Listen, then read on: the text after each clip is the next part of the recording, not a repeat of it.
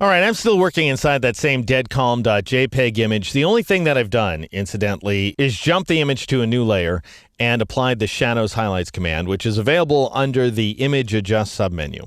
All right, so I've applied a Shadows amount value of 10% and a Highlights amount value of 50%, but we need more control, obviously. Turn on this Show More Options checkbox in order to reveal lots more options inside of this dialog box. So this is one of those classic struggles, by the way, between a product manager at Adobe and an engineer at Adobe. The engineer wants to give you every single option imaginable, and the product manager says, no, that's going to overwhelm everybody. Let's go ahead and just show them these options. Then the compromise is this Show More Options checkbox. So you can decide which way you want to go. Well, where this particular command is concerned, the engineer had it right. You want to see everything. Even though it's overwhelming, you want access to these options. And I'll show you how to approach them. The first thing you want to do is get the heck rid of this color correction setting. I don't know who thought this was a good idea, but elevating the saturation of the colors to 20% by default is a very bad idea. So go ahead and take that value down to 0, and you get rid of the guy's sunburn. Now, of course, what we have is some theoretically less saturated colors than we did before at the very outset. So I'll turn off the preview checkbox so we can see what this image looked like originally. Turn it back on. It looks like we're really pounding down the colors in the image because we're reducing the brightness of the highlights to 50%. We're going so far with our correction. However, this turns out to be a good thing over the long haul. The next thing you want to do is check out these additional sliders that you have for shadows and highlights. And notice that they're the same 3 sliders repeated in both locations. So we have amount, which we've already adjusted. And that amount value, you just adjust to taste. Just decide what looks good inside of your image. And you can always come back after you get done adjusting the other settings and tweak the amount values as well. The next option is tonal width. And you may recall these very same options, amount, tonal width, and radius, when we were working inside the advanced settings in the Smart Sharpen dialog box. However, here they have a lot more practical application. So tonal width determines what are shadows. So in other words, you could increase the shadow range to include everything inside the image to some degree or other.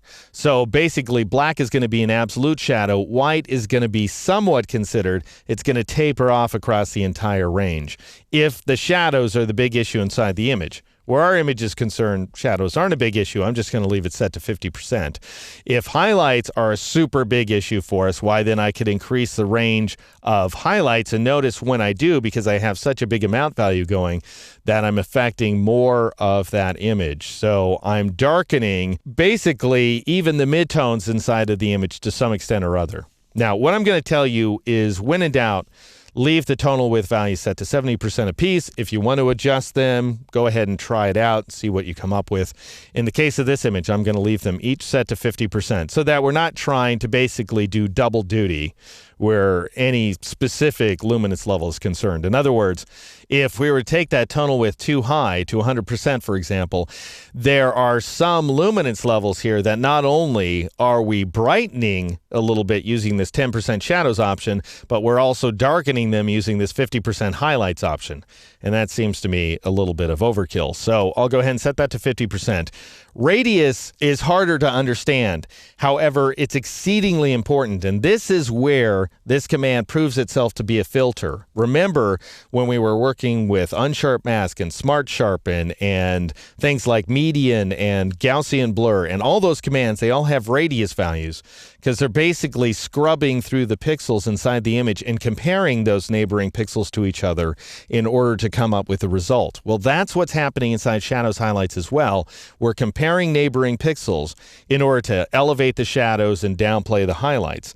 So what you want to do is you want to try to get rid of those halos to whatever extent possible, because it's that radius value there that's responsible for that halo that we're seeing bouncing off the horizon line. And you don't want halos if you can avoid them, because it just makes the scene look really weird, is basically what it comes down to. If all of a sudden you've got these sort of flares coming off of a person's eyes or off their cheeks or something along those lines. So what I recommend you do is you raise the radius value basically as far as you can and still get decent results out of it. Because as you raise that radius value, you're going to displace those halos. They're going to get bigger, less noticeable. However, you may also lose the effect inside of small details because your radius value is too big essentially to fit inside of those details. Well, our shadows modification is pretty subtle, so we can go with a high radius value. That's what I'd suggest. I'm going to take it up to 100. We do want to raise the highlights value as well, and you just want to try some different highlights values and see what you come up with. Notice if I take the value too high, really not getting much of an effect out of it anymore. I'll turn off the preview checkbox. There's the before. There's the after. So it's a more subtle effect than it was. If we take this radius value down, we can get into some of these smaller details. However, we're also creating kind of a weird fake reality scene here. If that's what you want, if you want that kind of heightened reality effect, but it's not going to look super believable, then that's fine. It's going to give the image a kind of magic quality, I guess. But if you want something more naturalistic, you want to take this radius value up. I'm going to split the difference here. It starts off as 30, by the way, which I think is too low. I'm going to take it up to 50 pixels. So not quite as high as 100, but a fraction of the way there at any rate.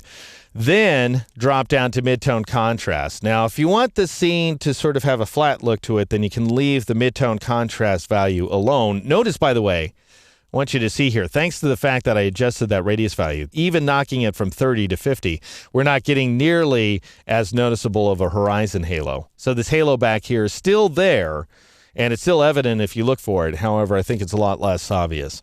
Anyway, I'm going to take my midtone value up. And what I recommend you do is you press Shift up arrow just to take it up in 10% increments.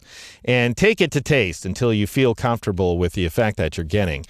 At 60%, I think we're getting a really striking effect out of this filter. I think the scene looks great, actually. You could take it down if you want to flatten the scene.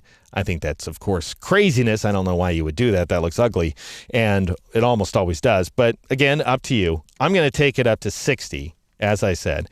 You also have control over how much of the image is getting clipped.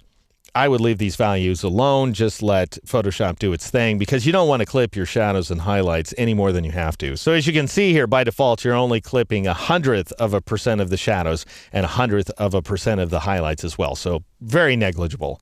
Anyway, these are the values I suggest where this image is concerned. I'll go ahead and click OK in order to accept that modification. And just so you can see what we've managed to do here, this is the before version of the image, just bright as heck by comparison, quite washed out.